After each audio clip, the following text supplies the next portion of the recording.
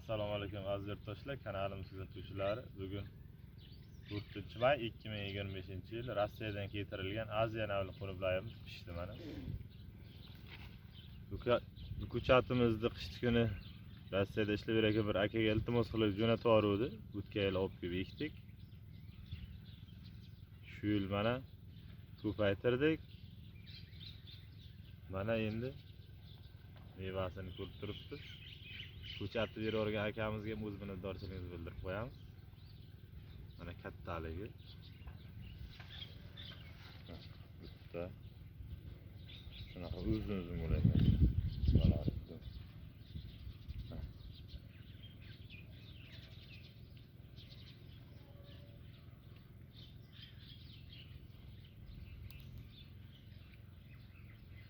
Gap isboti bilan bo'lsin deydi-ku, bittasini yeb ko'rsatamiz.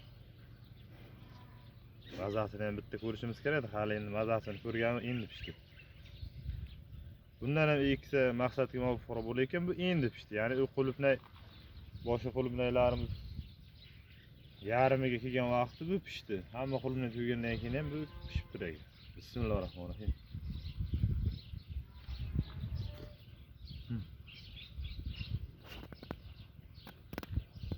Yumshoqqina mazasi zo'r ekan buni.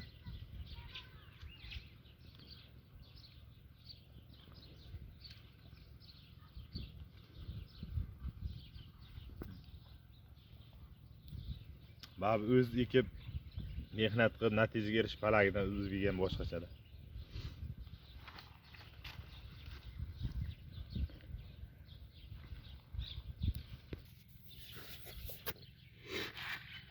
Shuni hosillari shu uzunchoq bo'lar ekan mana.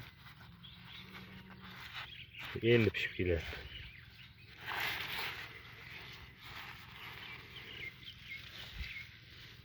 Bunda ham hosil normallikni katta.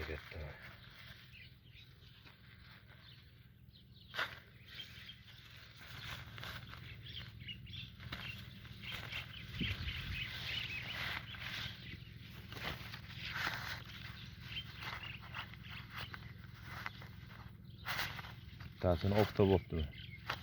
Katta. Bu yana qo'y.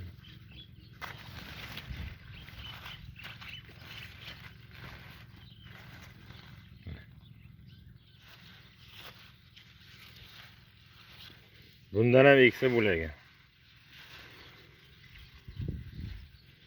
Bu qulupnay tugashi bilan bu chiqib kelaveradi. Xullas kelam.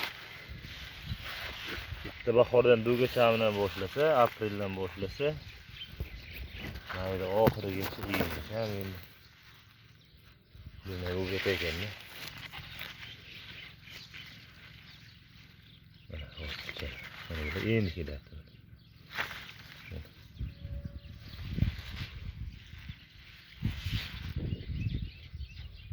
Barga ozgina sarora bo'lar ekan. Mevasi.